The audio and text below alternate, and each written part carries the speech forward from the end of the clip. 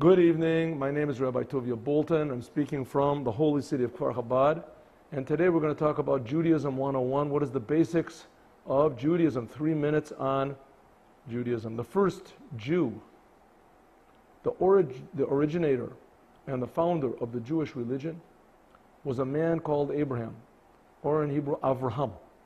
If you look in the Bible, as I did about 40 years ago for the first time, and read the history of Abraham, as you'll notice that Abraham was not much of a biblical character. Abraham did not do any miracles, at least not that are mentioned in the Bible, clearly.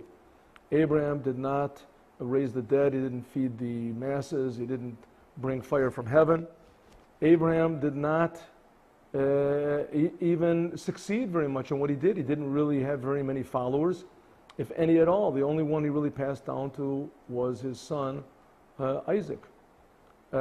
Abraham did not promise heaven and hell. In fact, they didn't even mention heaven or warn people of hell. The word heaven and hell is not mentioned in the whole 5 books of Moses, especially not as far as Abraham is concerned.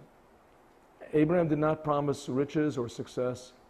And in fact, he didn't even get very much success. God promised him, at least in the areas that he wanted, God promised him that he would have children like the stars of the sky, as numerous as the sand on the sea, and he received neither of those two. If so, what was the greatness of Abraham? Why are the Jewish people called the Jewish people? Because of what Abraham did. Exactly what did he do?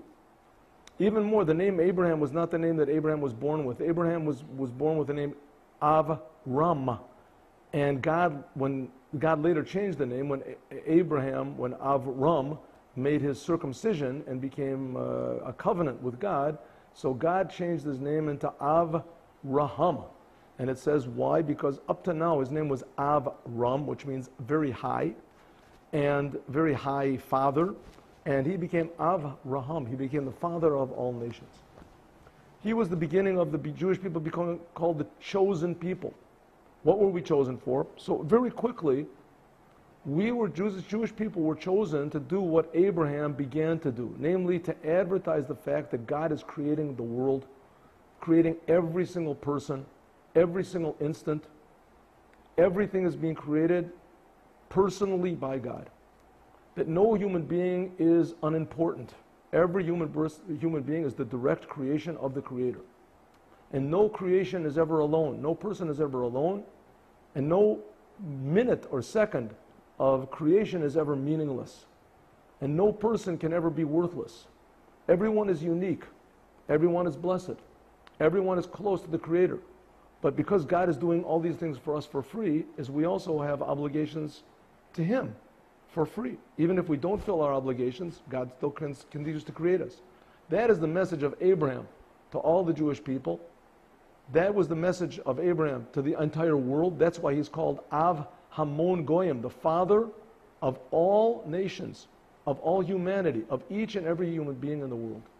And that is the subject that we're going to be talking about today, which will eventually culminate with the one who will fulfill the word of the mission of Abraham, and that is the Mashiach, the Messiah, as we'll talk about more. To see more of our lessons, turn to www.ortamimim.org. Have a good day, everyone.